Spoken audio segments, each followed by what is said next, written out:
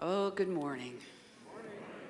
It's always a joy for me to be with you and to share my thoughts with you and to feel your energy coming back. It's an exchange that we do. So Duke asked me if I would like to speak, and I said yes. And he said, well, how about on regrets?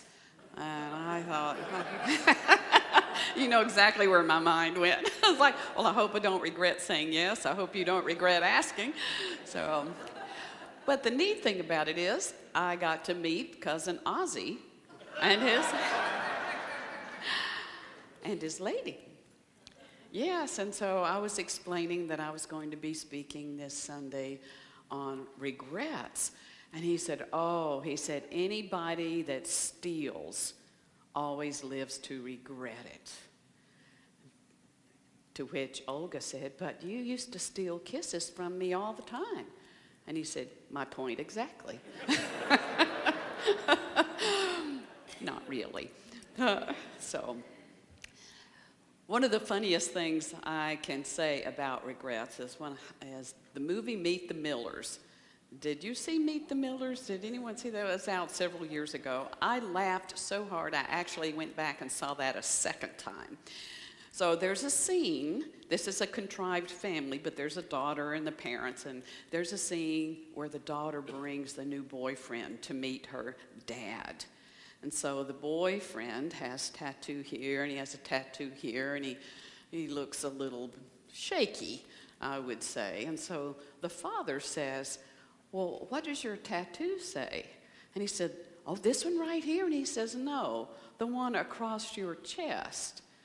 And it said, no regrets, R-A-G-R-E-T-S, tattooed right there on his chest. And he said, that's my credo, no regrets. And the father said, really, you don't regret a single letter? No regrets. So it is not easy to live without regrets. All of us, every human being on this planet at one time or another has felt the sting of a regret of some kind. No one is perfect in the sense that we do everything right. We meet all expectations of other people, our own expectations of ourselves. Everyone makes a mistake, misspells a word occasionally, even if it's there for all the world to see forever. We feel as though we make mistakes. Regrets, on the other hand, I believe are just a little deeper than simply acknowledging a mistake, because a regret has sadness attached to it. It is sadness over something that has occurred, that has happened in the past, or a lost opportunity, a loss of some kind. To live in regret is to live in a state of perpetual sadness about this. And it's never sadness about the thing that happened, really, or the missed opportunity, the one that got away. It's not sadness about that, in my opinion. It's sadness on a deeper level because there is a self-betrayal. Somehow, life presented itself to us, and there was an opportunity for me to know my potential to excel, to accomplish something beyond my wildest imagination. There was an opportunity for me to know a deeper love or have a deeper appreciation. Whatever the opportunity was that presented itself to me, and because of my own lack of self-awareness or my lack of trust in God to see me through, my own inadequacies, I allowed myself to play small or to back away from the opportunities. An opportunity to travel, an opportunity to meet new people, an opportunity to live life on a grander scale, on a deeper scale. Those are the things that we regret, that sting the most. and seem to last a long time and can even follow us through our entire lifetime, shaping our self-concept and giving us a false sense of unworthiness. When the truth of the matter is, there's no such thing as loss when we are centered in our spiritual awareness of ourselves as a spiritual being having a human experience. When we live from our hearts, when we have an intention to do good, even if we make mistakes, that is never lost, because what is born from the heart lives and has merit. So whether or not we can process our regrets and let them go, or if we live with a sense of regret about things that have happened in our past, really depends a lot on how we frame our experiences and how we think about our lives. Do regrets ever serve a purpose? I think they do. I think they can serve a negative purpose. I can use my regret to limit myself and to punish myself and to keep myself from being happy and aware of today's opportunities that could give me the same experience, that could teach me the same things. But if I'm living with a sense of regret, I'm not available to welcome this into my life. And therefore, it's a type of punishment. To live with regret is a type of self-punishment. And then it can serve a positive purpose.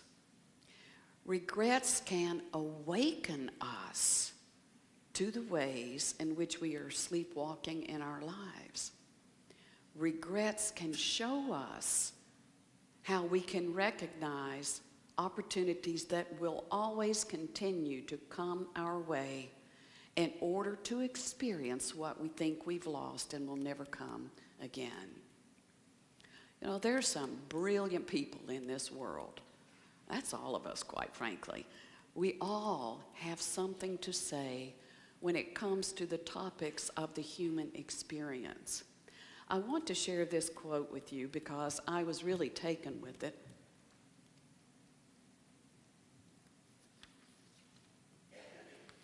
Woody Allen said, "My one regret in life is that I was not somebody else." That's not the one I was impressed with. But it's amazing how many people wish they were someone else. Okay, here we go. Well, hang on a second. Here we go. Make the most of your regrets. Never smother your sorrow, but tend and cherish it till it comes to have a separate and integral interest. To regret deeply is to live afresh. Not what you would expect from Henry David Thoreau, is it? Yes, cherish it. Cherish it. I think what he's trying to say, at least what he says to me with that quote, is deeply experience what comes to you. Embrace it, learn from it, until you see that you are not it. It has its own place. And you can live afresh by accepting it and not denying it. So what does it take to live afresh? To live afresh. Well, I have more quotes for you.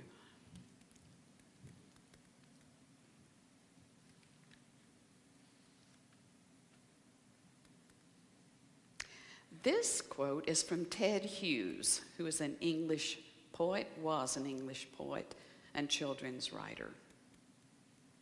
And he says, "The only calibration that counts is how much heart people invest, how much they ignore their fears of being hurt or called out or humiliated.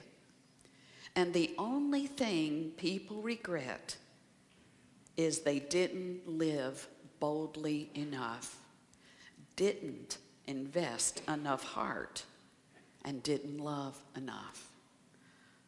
Nothing else really counts at all. So how big can you live?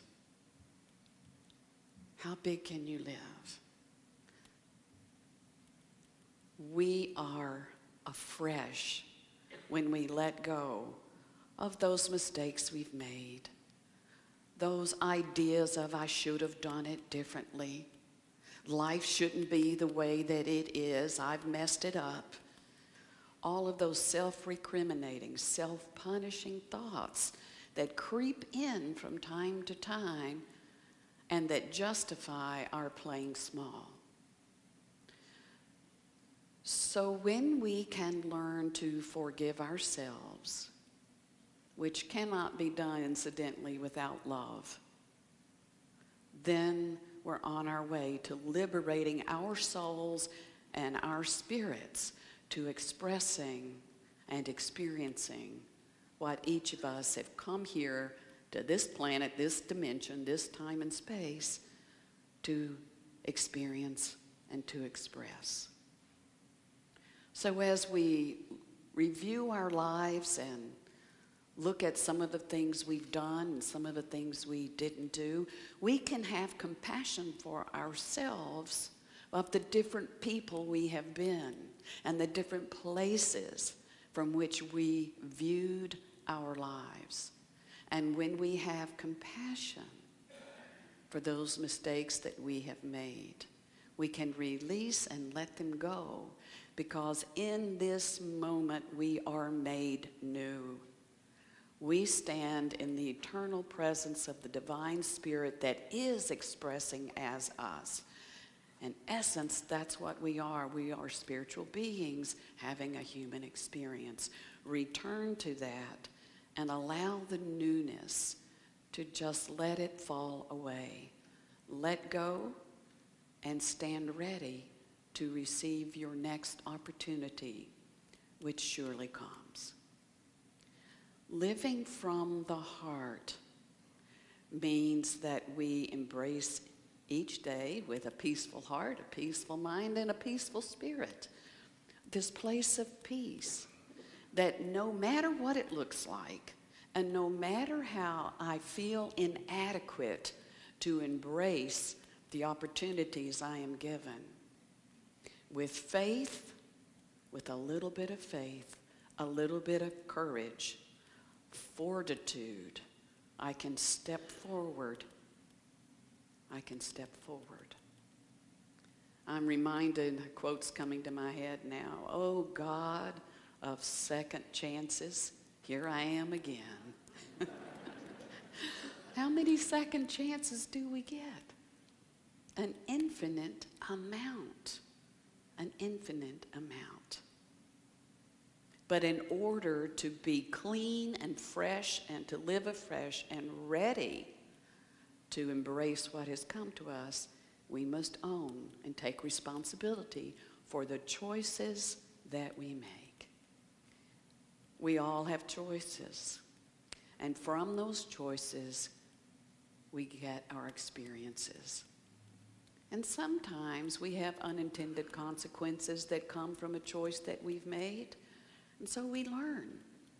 And we release and let it go, return to the place of peace, knowing full well that we can never be abandoned by the Spirit, because that is the essence that gives us our breath, that lives and moves and has its being as each one of us.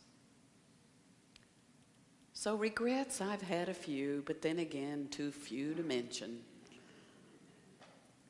I've lived it my way, and you can live it your way with your whole heart. Put your whole heart into it.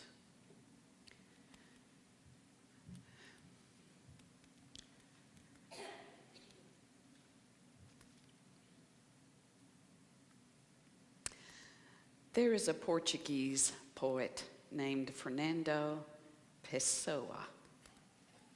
I think that's how you say his last name. The feelings that hurt most, the emotions that sting most, are those that are absurd. The longing for impossible things precisely because they are impossible. Nostalgia for what never was. The desire for what could have been.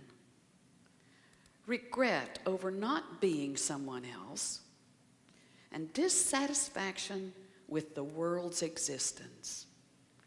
All these half tones of life. These half tones of the soul's consciousness create in us a painful landscape, an eternal sunset of what we are.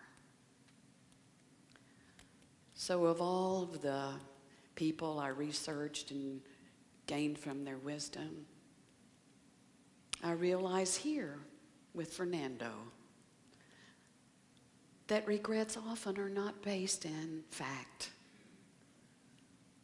It's this fantasy that here is the world I'm living in, this is what's happening, but there's a parallel world over here where I should be, where this isn't supposed to happen, even though it did.